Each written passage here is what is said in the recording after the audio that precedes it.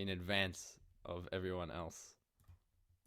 So I'm still, I still feel like I'm waking up even though I've already been up for more than an hour. I don't know what it is. Okay, can everyone see my screen? Can everyone see my presentation? Good. I see Marissa's nodding. I see you nodding your head. Thank you very much. All right, awesome.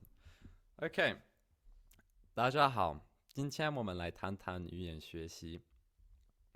L'apprentissage des langues est un sujet qui me tient à cœur. Entonces, estoy muy feliz de poder compartir algunos pensamientos sobre este tema con ustedes. So, that's all to say.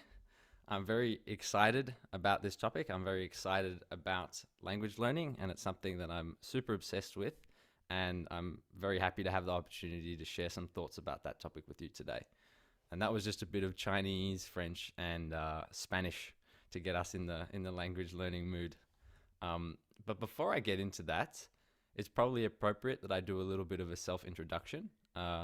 You saw the little visual on the screen while we were waiting, but the name's Buck, Ace Buck, a bit like James Bond. No, I'm kidding. I'm an Australian. I'm from Melbourne, Australia. So I'm from the south of Australia. You can probably hear it in my accent. I'm 21 years old, not 22, which I saw in the visual, but close enough. In fact, my birthday was just last week. I will accept congratulatory birthday messages in the chat. They're very welcome. I'm in my 4th year at university. I'm studying a Bachelor of Science. Sometimes it feels like I was at school just a couple of days ago, and sometimes it feels like I'm getting old, particularly during the pandemic, where it feels like a couple of years just flew by, and here I am. I find myself almost graduating university. How old is everyone? I'm sorry, what's your field of study? I see all the birthday wishes. Thank you, everybody. I'm studying mechanical engineering and software engineering through my Bachelor of Science at university, and I'm also doing a concurrent diploma in Chinese. So I've managed to get a bit of language learning into university as well. I've always had a broad range of interests, though. I haven't just been interested in language learning alone. I used to compete in middle distance running events at Australian Track and Field Championships. And during school, I graduated from the International Baccalaureate Diploma Program, which some of you may know of, with a perfect score of 45, for those of you who know a little bit about the IB. And during the IB, the International Baccalaureate, my graduating high school diploma, I studied chemistry, physics, psychology, French, English literature, and mathematics. But what about language learning? How did I get into language learning in the first place? And what languages do I speak? In my case, I'm going to start by sharing my genesis story, where I came from and what my background is with language learning, because I really love when everybody shares a bit of a self-introduction about their language learning journey, because it makes me feel like we're all a bunch of superheroes. It makes me feel like, you know how superheroes have like their origin story, like Spider-Man gets bitten by a radioactive spider and then Uncle Ben dies, but it like makes him become who he is and makes him become a superhero. Well, I feel like a lot of us, we've got events in our life or in our lives or experiences which we've had, which this is the About Me slide, actually. There's a picture of me, big cheesy grin. We all have events in our lives which lead us to do the language study which we do. So in my case, I started studying French at primary school, although it was what I call Mickey Mouse stuff. We didn't particularly learn very much. We were reciting the 3 little pigs, or les 3 petits cochons. And it's understandable I didn't learn particularly much being that young. But then I arrived at high school, and I continued it at high school. And during years 7 and 8, the first 2 years of high school here in Australia, I studied French. I did fine. I was just as good as any of my peers. I did the homework and that sort of thing, but I didn't particularly enjoy it, or I didn't really have any passion for it. But then in year 9, the 3rd year of high school, I changed schools, and I arrived at my new school and discovered that I was in fact probably the worst student in my year level at French. And it made me realize that maybe the language curriculum up until now, which I'd been doing, wasn't particularly good. And I hadn't learned very much because I arrived at my new school in year 9 and I realized I couldn't even conjugate present tense verbs. Meaning I couldn't say things like I am, he is, she is. And to give you an idea of what it was like for me, in class, I couldn't follow the standard curriculum that all the other students were studying.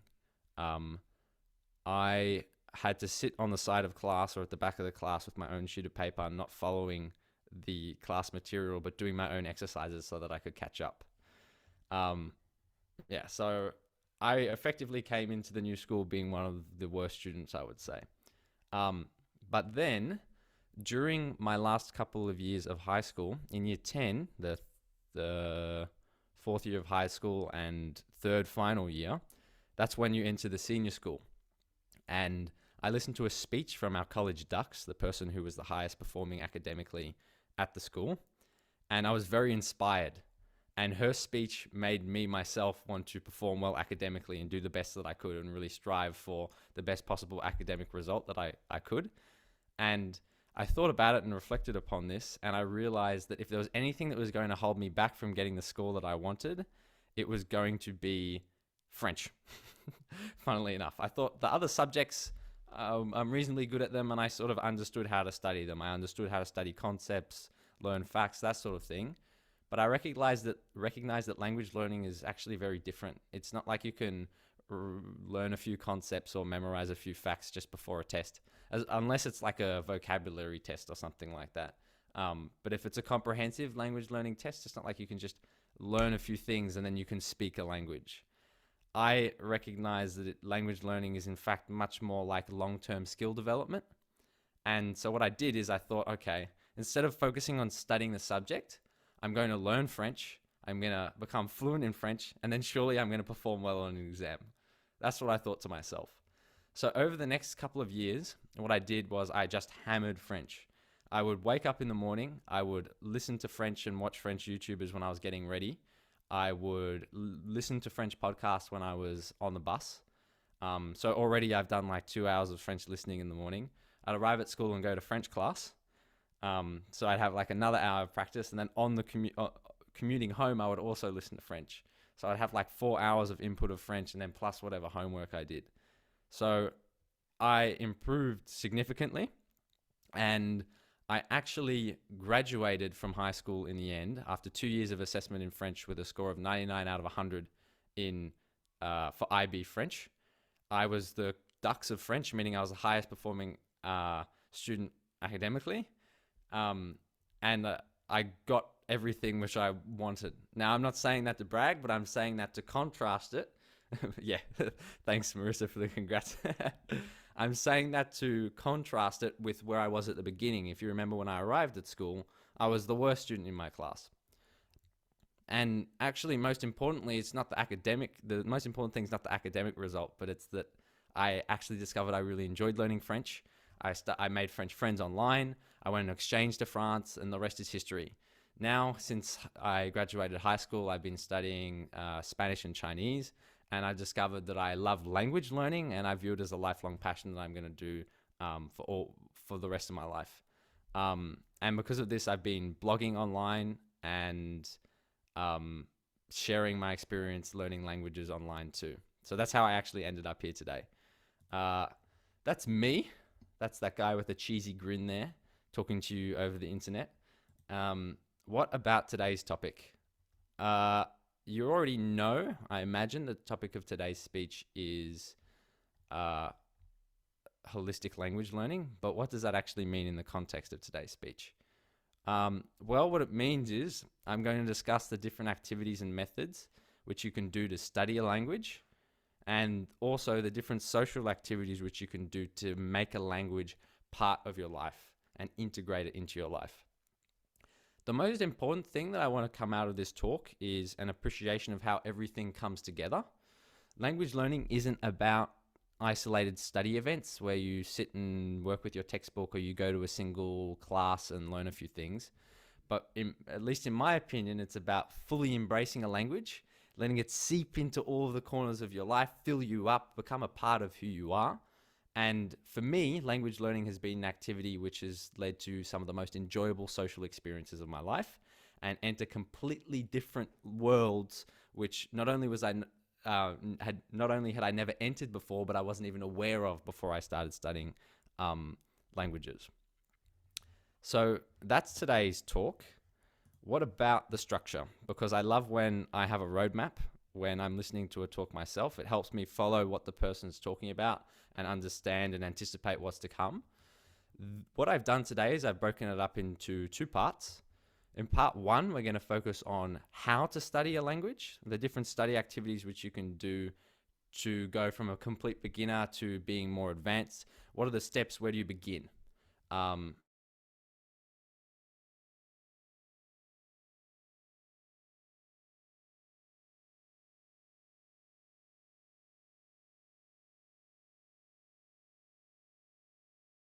For that section. I won't go over them because we're going to cover them anyway.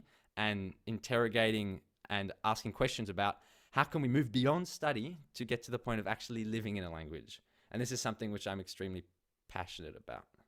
It says my internet connection is unstable. Can you still hear me all right? Okay, good. And again, these are the subtopics, but I won't dwell on them because we're going to cover them anyway, right? That's something to look forward to. So, part 1. How to study a language. I'll explain the image later. But the first thing which I encourage everyone to do at the beginning of the language learning journey, and at the beginning of studying a language, is to start with your why and develop an emotional connection. This is a really good question to ask, because the question of asking what should I do when I start learning a language is really important, because a lot of the time, if you're new to language learning, you don't really know what you're doing, and it's important to figure out what you should be doing. And what I say is actually maybe a little bit counterintuitive.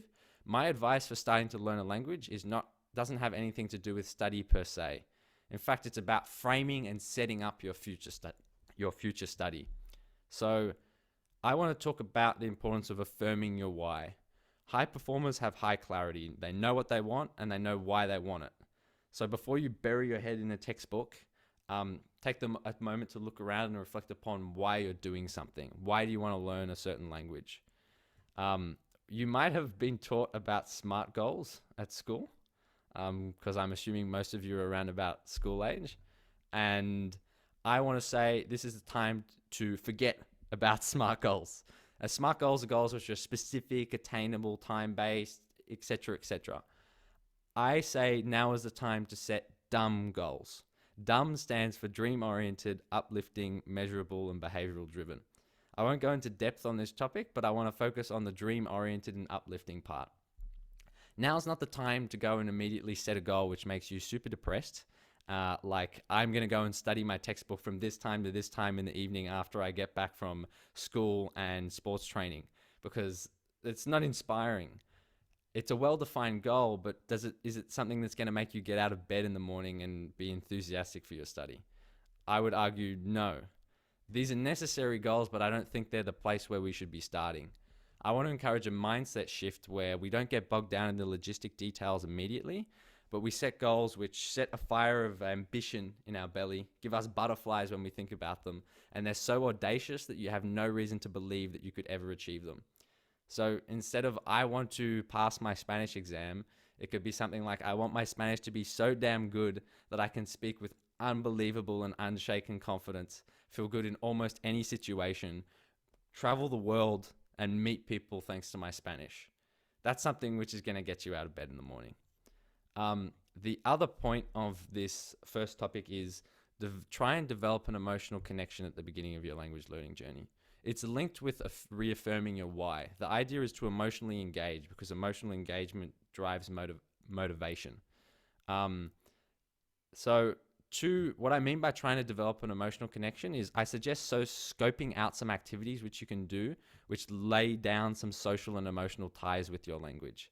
This photo here is of me a few years ago when I started to learn Spanish, and I went to the Hispanic festival here in Melbourne, and there was a bunch of Hispanic food, dancing and music, and it was just something to start me, make it more social, and get me attached to the language and get me excited about learning the language, immersing myself just a little bit and giving myself a taste of what's to come.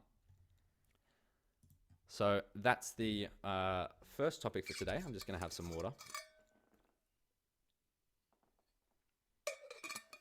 The second topic is what I like to call getting your foot in the door. A lot of people get caught up in endless planning at the beginning of learning a language, trying to figure out the best method to use, the best resource that they can find, and you get stuck in what I call analysis paralysis. There are so many resources out there, there are so many methods out there that you can become extremely overwhelming and extremely demotivating to try and figure out what you should be doing. So to avoid this problem, I suggest that you only allow yourself to do a couple of hours of research. Spend this time finding a resource which you like and a method that you're going to use to study it. Set a date in the calendar to actually start studying, write it down, and then just go. Let go of the need for everything to be perfect. It should be a hot mess while you're figuring things out. You'll figure it out as you go. And the idea here is, if you're busy analyzing a door and all of its structure and looking at the engineering drawings and figuring out how to go through that door and then body slamming the door, it takes a lot of effort. It's a lot of work right at the beginning, and it's not what I recommend the best way to start is. I suggest instead just slotting your foot in the door, and then you'll be able to gently push it open as you figure things out. But it's still a reasonable question. What sort of activities should I be doing at the beginning? And I argue that you should just use a foot in the door resource, which is something to just get started. As a beginner, you know so little that practically any resource is going to be of a lot of benefit to you. Luca Lampariello, a polyglot who's a role model of mine, uses a thing he calls a bidirectional translation technique to get the feel for a language. I have a friend who simply used Duolingo to start off with. I don't think it matters too much. I think the key thing and the most important thing is just to start, not to find the perfect method. Find a resource, set a date, and go. That's what I say. The next topic is focus on habits and regularity. At the beginning of learning a language, there can be a bit of a honeymoon period where you're extremely motivated and you want to smash out hours of study and do endless study, which is great, but I'm an advocate more for regularity. And I think at the beginning, when we have this motivation, it's a good opportunity for us to be focused on building habits for the long term. It's more important than it is to hammer out hours of study and burn ourselves out. So I recommend that we try and develop the habit of being in contact with the language each day, and we try to identify regular slots in our schedule where we can be in contact with our target language. If you're at school, this is already done for you in part because you have your timetable. But additionally, you can do something like what I did when I was learning French at school, which is take advantage of when you're going to and from school to get in contact with the language. And that can be a habit which you develop. An additional concept which I want to touch on in this topic is try to associate positive emotions with your study. There's an argument for both sides. If you don't feel like studying, you might feel like saying, "Oh, come on, get off your bum, Ace. Go and study. This matters to you," and you force yourself to do it. And then you sit down and you find, "Oh, I actually don't mind this so much. I'm going to keep doing it. I'm going to continue to study." And then there's also the argument that if you really, really don't feel like studying and you sit down and you study for 5 minutes and you're hating every second of it, then maybe you shouldn't force yourself to do it because you're not associating positive emotions with study, and over the long term, it's going to make you enjoy language learning less.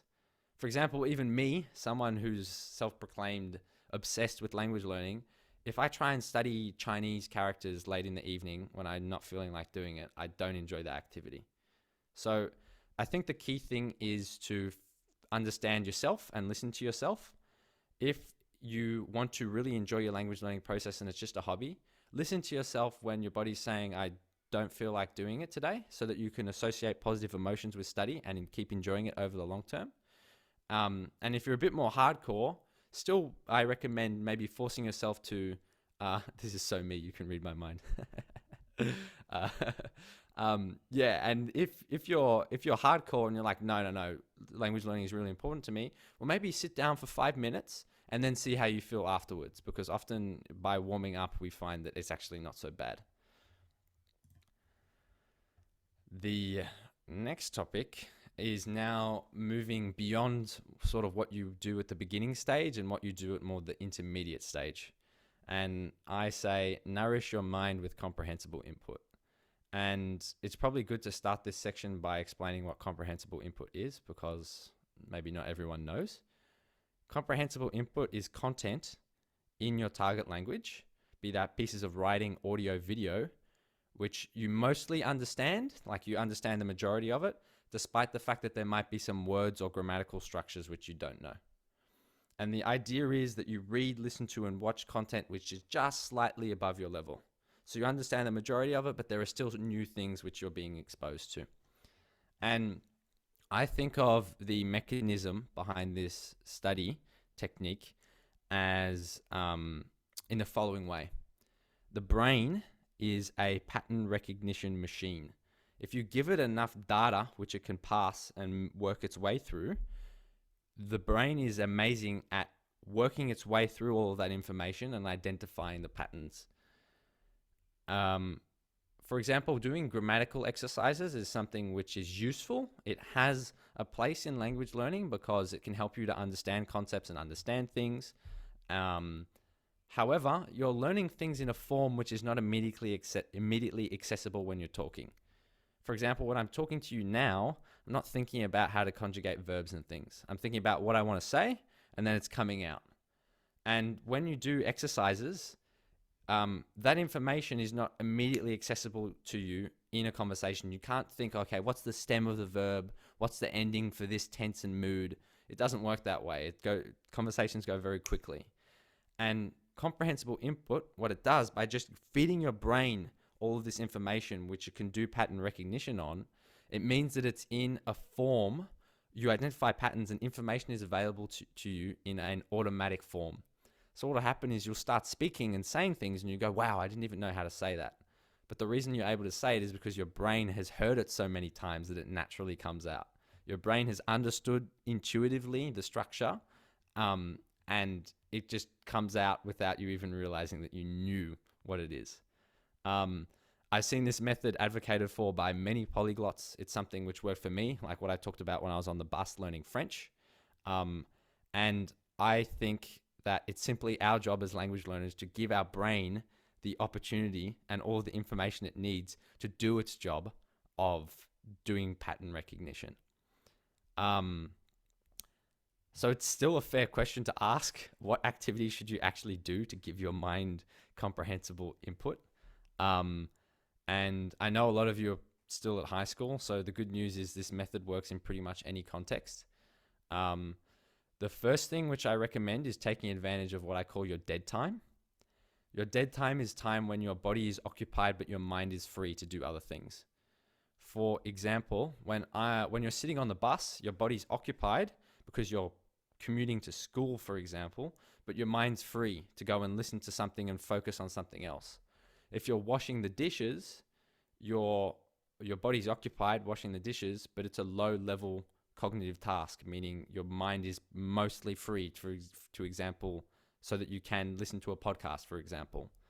I recommend during your dead time, take advantage of this to listen to a language podcast, for example, and then you're going to be giving your mind a lot of input in your target language. Like I mentioned, when I was at school, that's what I did. I woke up when I was getting ready for school, I was listening to French. When I was on my way to school, I was listening to French. And when I was commuting from school, I was also listening to French. So I gave myself a lot of input. Another thing I've been doing recently is reading Chinese graded readers before bed. Graded readers are small books designed for language learners so that they're at your level. They use words which you should know and grammatical constructions which you should know, and they're just a little bit above your level. And that's something I've really enjoyed. And the idea is you do extensive reading, so you read for enjoyment, not for hardcore study, but you're still giving your brain a lot of input. This is in contrast to intensive study and intensive comprehensible input based study where you study with specific aims and goals in mind. For example, I'll give you an example of an intensive study session when it comes to comprehensible input. You might find a YouTube video which you like, and it's better if it's short because you're likely to listen to it a couple of times. So like 5 to 10 minutes. Once you've identified the YouTube video on a topic which interests you, watch it once and take notes on the big picture ideas of the YouTube video. Who's talking? Where are they? What are they talking about? What are the major topics? Then listen a second time and try and fill out the details. Not just what are the topics, but what are they talking about with regards to each topic. And take note of the new words, expressions, and grammatical structures. Then reflect on that, look up the new words, understand the new grammatical constructions, and then listen a third time just for enjoyment to see how much you've learned in the space of this study session. And it's best to keep these study sessions short, like 30 minutes, because they're actually very tiring if you're extremely focused, but they can be extremely beneficial. I want to share one caveat about comprehensible input, which is, before I move on, which is it's not the thing to start with necessarily, because when you're an absolute beginner, nothing is comprehensible, right? So that's why I recommend doing a foot in the door learning activity, something just to get you started. The foot in the door learning activity is the platform from which you can go and do other activities like giving yourself comprehensible input. Now, I'll explain this photo later, but now if you imagine comprehensible input is the foundation and scaffolding of a house, well, deliberate practice is the rest of that house, which makes your language learning a finished product. So what I mean by deliberate practice is specific and targeted study activities to improve in a specific aspect of your target language. With comprehensible input, you'll be exposed to your target language and you'll intuitively and naturally understand it. You'll have an amazing foundation, but there are things that it doesn't do. For example, it doesn't help you with targeted pronunciation practice. It doesn't help you with your confidence speaking in a professional environment. So if you want to take your language learning to the next level, it's good to add deliberate practice on top of comprehensible input. And I'll just give you some examples of deliberate practice and some examples which I do in my own language learning routine, which can hopefully get the creative juices flowing and you can see what might be appropriate for you when it comes to learning a language. The first example I'll give is vocabulary study with Chinese. I learned Chinese at university, so I have to learn vocabulary on a schedule, which is very different to just learning for fun, where you can just listen to things and naturally acquire vocabulary. So in the case of Mandarin at university, I use a thing called spaced repetition software, SRS. I use Anki, where the idea is you revise something right before you forget it. So it's very efficient and you revise something the minimum possible amount of times so that you remember it over the long term. And what I use that for is just to be able, I use that to practice writing characters. Every time I see the character, I think about the stroke order. I actually physically write it out. And this is very different from just casual listening or reading where I'm exposing myself to the target language, but I'm actually practicing writing and I'm acquiring specific vocabulary. The rest of them I'll try and move on quickly and just give some examples. Another example is hiring an online tutor where you can practice speaking about specific topics. You can get corrections and have the teacher tell you more native-like ways of expressing things. And as a result, in the future, when you speak about those topics, you'll be a force to be reckoned with. You'll sound amazing. A third example is pronunciation practice. A lot of people never focus on improving their pronunciation skills, but you can do specific drills and activities to work on your pronunciation. And finally, the final one, which is what this photo is, and something I do every week. I'm part of a Francophone Toastmasters club. Toastmasters is an international organization which helps its members develop public speaking and leadership skills. And I do it in French.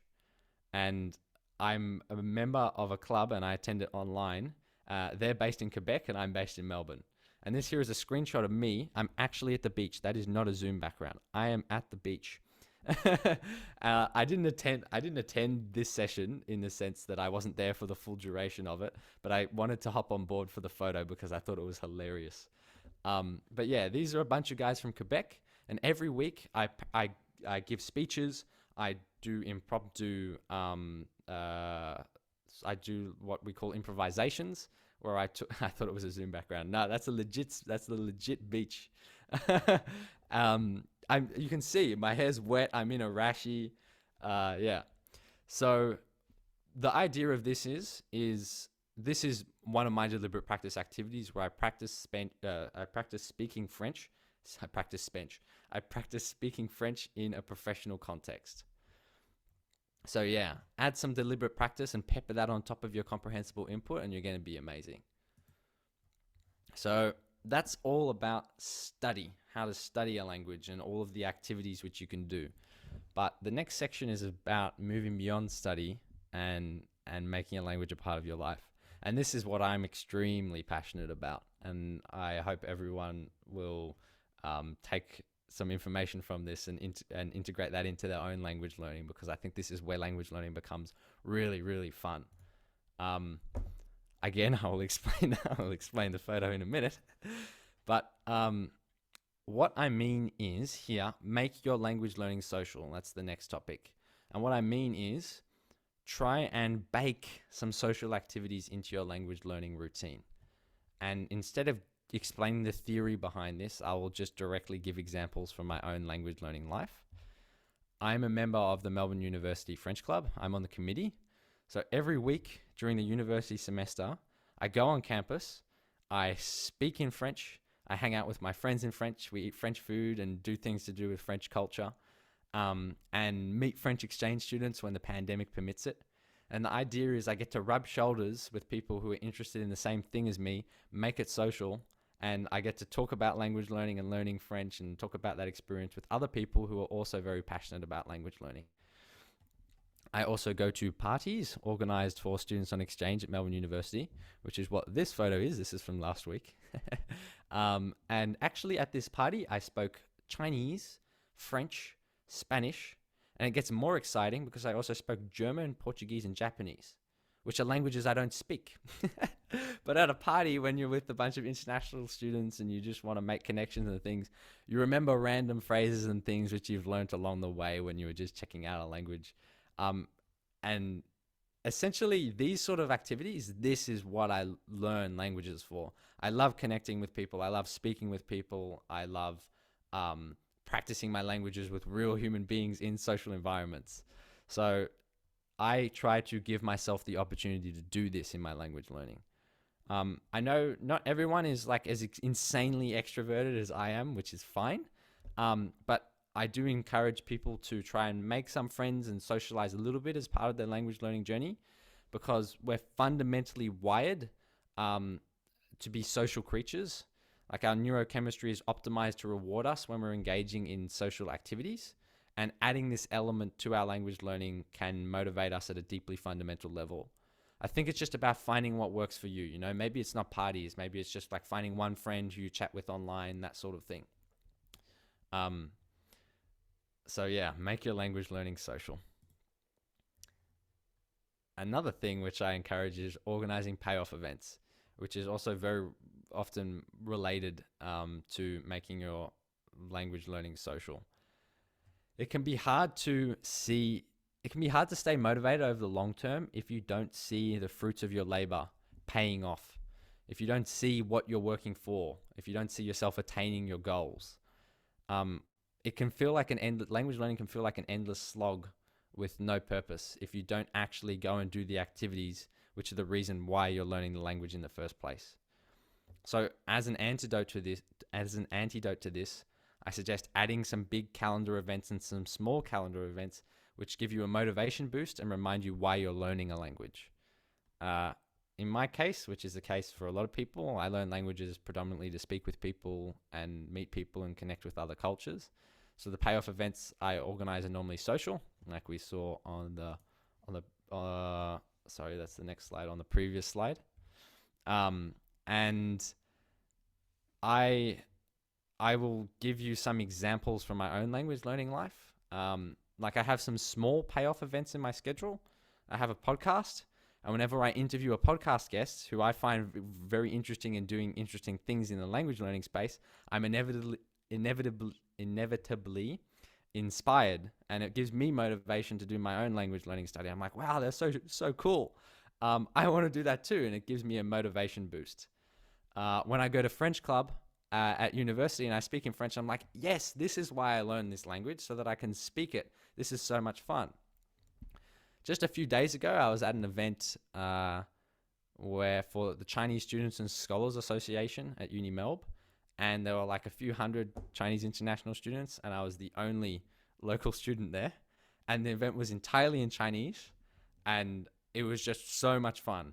Look, my Chinese isn't perfect, so there were a lot of funny moments where I didn't understand what the hell was going on.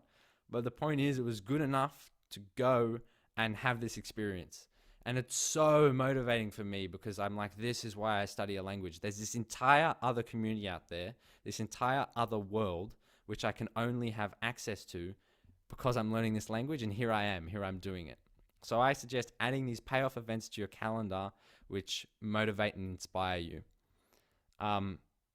Another example is exchanges, going on exchange. I would recommend doing that because that's a huge payoff event. And this here is a photo of me on exchange in Lyon in 2018 with my exchange partner. And payoff events tie into my idea of holistic language learning, which is the topic of today's speech. You can see, for example, with what I did with the Chinese event that I went to, you can't look at that in isolation from any other study activity. I started learning Chinese 2 years ago, and I worked hard for 2 years, and I did all of the study activities which I've described in part 1 of the speech, which enabled me to go to this payoff event, which gave me a huge motivation boost, which is going to mean I keep doing the study activities.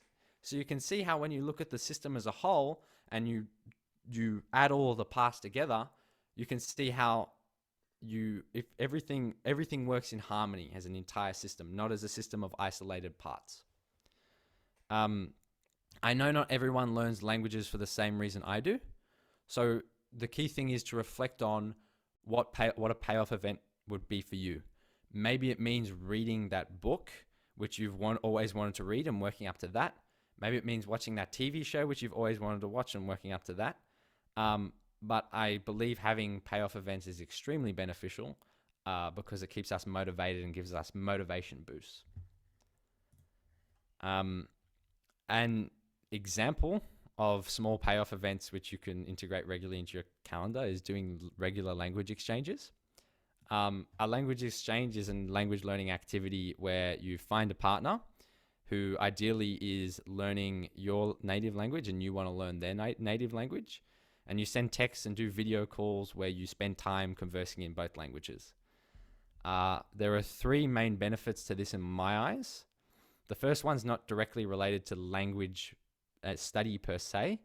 I like language exchanges because they're an opportunity for cultural exchange. When you talk about your week, when the other person talks about what they're doing at school or what they're doing at work or what they're doing at university or the things they're experiencing in their life, you get an insight into the culture and society associated with the language that you're learning. And in addition to this, I also like it because you make a friend.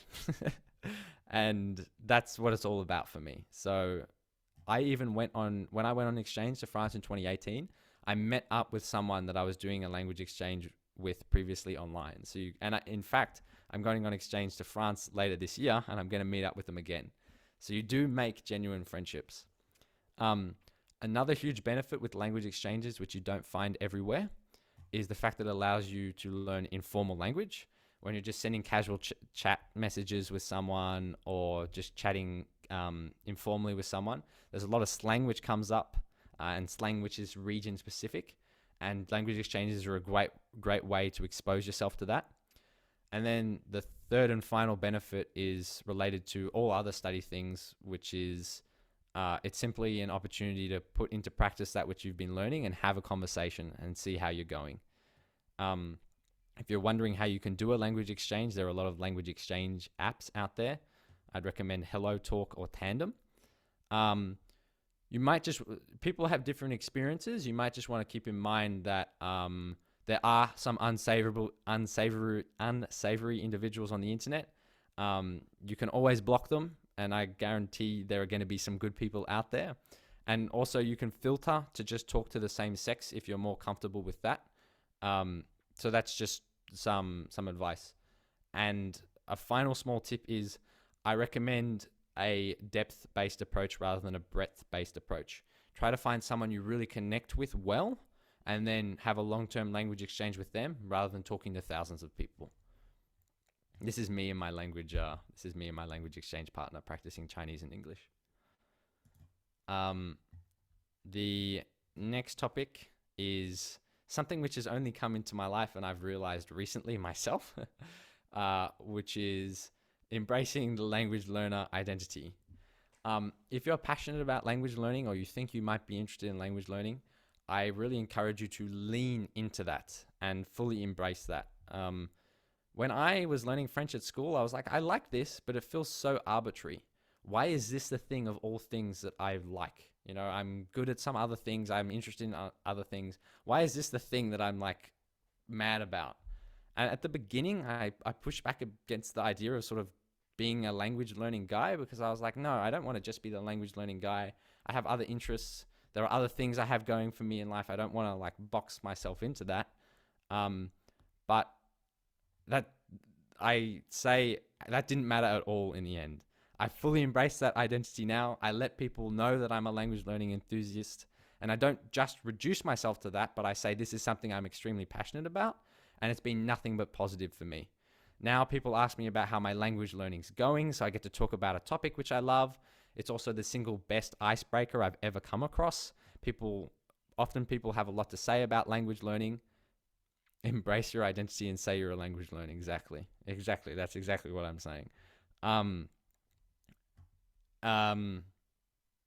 Yes, it's the best icebreaker I've ever come across. I say I'm learning this language or that language. Half the time that person speaks the language, or they have something to say about language learning. And I immediately have a conversation which has been struck up and something to talk about, and often a connection which has been made. By shouting from the rooftops that which you're passionate about, you find people who are also interested in it. I also want to say language learning is a piece of identity capital. I won't go into depth on this topic, but the idea is our identity is formed by our experiences, our hobbies, our values, and more. And it's by doing things, having experiences, and trying things that we form an identity and have stories to tell. I will say the thing which makes you a nerd at school and makes you a bit of a dork is the thing which makes you have personality, and the thing which, when you get older, is that which makes you the person in the room who everyone wants to talk to, because you have an interest and you have interesting things to say and you're very passionate about something. As a final comment in this section, why not document your language learning journey online, like what I started doing? This is my Instagram page. And it's been great for me because I've met people online and I've had many great opportunities come as a result of it. I wouldn't be here today if it wasn't for the fact that I started talking about language learning online. The final topic is something which I won't go into depth on because I think it's common sense. The only thing is, common sense isn't always common practice. So since we're talking about holistic language learning and we're looking at language learning as a whole, I have to say there is nothing which influences every single aspect of your life more than your well-being, your mental and physical well-being. So it doesn't matter whether you've got the best study methods and you know exactly what to do, because we've discussed it in part 1 of this speech. And it doesn't matter whether you've made language learning a part of your life, in like we discussed in part 2. If you're not looking after your mental health and well-being, you're just going to feel terrible. You're going to be depressed, and you're not going to have a good time. So what I say is, in the case of just looking after yourself generally, from a general perspective, not like, the serious issues, but I think most of the time it is common sense. And so I won't hammer the point home too much and I think the expression in English is flog a dead horse. but something like that. But anyway, I will not enfoncer une porte ouverte. That's the French which comes to mind. But anyway, the idea is, I think, sleep. If you don't get enough sleep, you're basically like a drunk person sleepwalking through life. And you feel crap and you're grumpy. Your cognitive and physical performance declines on almost every level. Exercise, it's good for your self-esteem, and also there's a mind-body connection where if your body is healthy, so is your mind. Eat well, eat your fruit and veggies, avoid sugary food, and you're most of the way there. And finally, stop doom scrolling. And I know almost every single one of you will be guilty of this, because I am too. You can fall prey to endless hours of scrolling on TikTok and just going into the black hole that is the internet. You lose so many valuable hours, you lose your mental strength, and it can hurt your self-esteem. I suggest limiting those activities. If you enjoy it, that's fine, but just don't do it. Don't get sucked into it and find yourself sitting down for 5 minutes and then it's like 4 hours later and you're like, where? What happened? Try and avoid that and try and break the habit so you have time to do the things which you love. So to do a recap, we covered a lot of ground today. And I will just reiterate it because we did discuss a lot of things, and I'll just refresh it in your mind before we finish up. I say start with your why and develop an emotional connection. Before starting and just like running in head first, like a madman, stop, reflect upon why you want to learn the language, and try and set goals which inspire you. And start developing your first initial emotional ties with the language which make you motivated to learn the language. Like what I did at the Hispanic Festival in Melbourne. Second of all, get your foot in the door, meaning don't get stuck in analysis paralysis doing research for 3 weeks and then going, it's too hard, I'm not going to do it. A couple of hours, find a resource, find a method, set a date, and just get started. You'll figure it out. You'll figure the rest out as you go. The most important thing is to get started. Focus on habits and regularity. Instead of studying for 20 hours a day for the first week and then burning yourself out and that's the end of it, focus on developing the habit of being in your contact with your language, your target language regularly. And then in addition to that, try and associate positive emotions with your experience studying the language. So if you really, really, really aren't feeling it, even after you sat down for 5 minutes and you're going, look, it's just not happening today. Well, I suggest be kind to yourself and say, okay, it's not going to happen today. I tried, I sat down, I gave it a go. Maybe I'll do it tomorrow when I'm more well rested. And that way you keep positive emotions associated with studying your target language. The fourth point was nourish your mind with comprehensible input. That is the foundation that's a foundational language learning activity. Imagine like a food pyramid. That is comprehensible input right here. The idea is give your brain the opportunity to identify the patterns in the language. Your brain is an amazing machine. Just give it the opportunity to do what it does best by reading and listening a lot and watching things. The fifth point was engage in deliberate practice. Round out your language study by working on specific tasks and skills and developing competency about specific topics by doing deliberate practice. Maybe it's pronunciation practice. Maybe it's like what I do with Toastmasters, where I go and speak French in a professional environment to get used to that. Make language learning social. Make it a social. Try and make it a social activity as well as just a study activity, because I think that's what makes it more fun. But also, a lot of the time, that's what you learn a language for. Organize payoff events, things which boost your motivation. They can be things over the short term, which is just like a weekly language exchange, or they can be physically going on exchange to another country. Things which inspire you and give you a huge motivation boost. Do language exchanges. It's great for learning casual language, doing a cultural exchange, and putting into practice that which you're learning. Embrace the language learner identity. Shout it from the rooftops and you'll find people who are part of your tribe. And look after yourself, because if your well-being is not being looked after, the rest doesn't matter. And finally, although I've presented all of these ideas here in the form of separate topics which we've moved through, a lot of them overlap. occur at the same time and aren't exactly distinct concepts.